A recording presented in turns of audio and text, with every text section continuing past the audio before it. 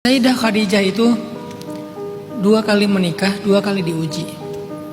Menikah pertama suaminya meninggal, menikah kedua bercerai. Baru yang ketiga ketemu dengan cinta sejatinya Nabi Muhammad SAW. Jadi bukan kita yang menentukan akan diuji dengan ujian apa dan akan diuji berapa kali dalam hidup kita. Allah yang menentukan dan Allah punya alasan untuk itu. Dan bukan kita doang yang digituin, orang-orang yang lebih soleh dari kita pun digituin.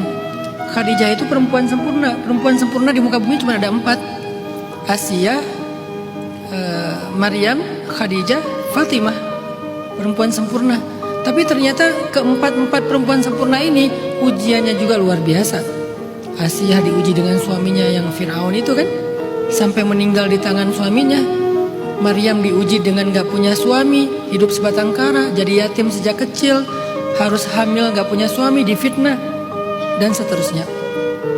Fatimah juga kayak gitu, diuji dengan harus jadi ibu bagi ayahnya, karena ketika ibunya meninggal Khadijah, dia yang menggantikan Khadijah bagi ayahnya, merawat ayahnya, mendukung ayahnya, membela ayahnya, membantu ayahnya, plus lagi diuji dengan punya suami sesibuk Ali, punya suami miskin, sibuk, dakwahnya luar biasa juga. Jadi Fatimah, Maryam, Asia, orang-orang istimewa yang diuji dengan istimewa juga. Apalagi Khadijah. Dalam bab perasaan, Khadijah diuji dengan 2 kali pernikahan yang gagal. Apakah Khadijah ini punya dosa? Apakah di ujian yang pertama nilai Khadijah jelek sehingga diulang lagi untuk yang kedua? Enggak, bukan masalah itu. Tapi mungkin dia terlalu istimewa sehingga diberikan ujian lebih daripada yang lain. Dan berharaplah semoga jawabannya sama. Mungkin kita menurut Allah adalah seorang perempuan yang istimewa, sehingga Allah berikan kita ujian yang mirip dengan ujian Khadijah, yang mirip dengan ujian Fatimah, mirip dengan ujian Asia. Asia sih berat banget sih ya. Ya udah Maryam aja lah. Kalau Asia kan ujungnya kan ngeri banget ya. Walaupun husnul khatimah, meninggal di atas tiang salib dalam keadaan tersenyum. Asia. Jadi bukan tentang kayaknya aku gagal dari ujian pertama, makanya diulang lagi di ujian kedua. Kalau gagal lagi yang ketiga, gagal lagi yang keempat. Belum tentu itu jawabannya. Belum tentu itu. Sehingga kita jadi kayak underestimate terhadap diri kita sendiri. Terus kita ngerasa gak pantas. Bukan itu. Coba lihat dari sisi kasih sayang Allah. Karena ujian adalah love language-nya Allah kepada hamba. Kenapa kok love language-nya tuh ujian? Karena dengan ujian Allah tuh pengen ngangkat derajat kita. Dengan ujian Allah tuh pengen membawa kita ke sebuah gelar. Pengen ngasih kita satu gelar. Namanya gelar sabirun, orang-orang yang sabar. Dan sabar itu puncaknya iman. Dan sabar itu tidak didapatkan dengan duduk dalam majelis ilmu dengan tema sabar. Gak akan jadi sabar. Sabar itu didapatkan dengan melewati ujian.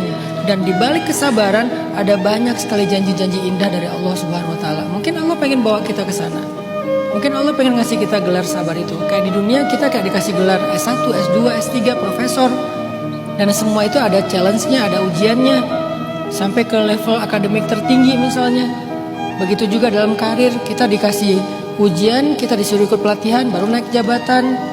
Selalu kayak gitu. Maka Allah juga mencintai kita dengan ngasih kita ujian khusus, program khusus, pelatihan khusus, lewat ujian-ujian hidup supaya kita dikasih gelar yang istimewa dan khusus juga. Jadi kalau Mbak ngerasa saya diuji 2 kali dengan ujian yang hampir mirip, ya berarti 2 kali mau diangkat derajatnya oleh Allah.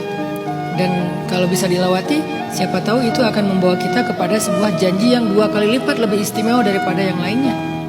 Lihat dari sisi itu sehingga selalu berbaik sangka sama Allah, selalu termotivasi untuk ngejalanin hidup walaupun gak mudah pastinya. Walaupun gak mudah, tapi gak nyerah.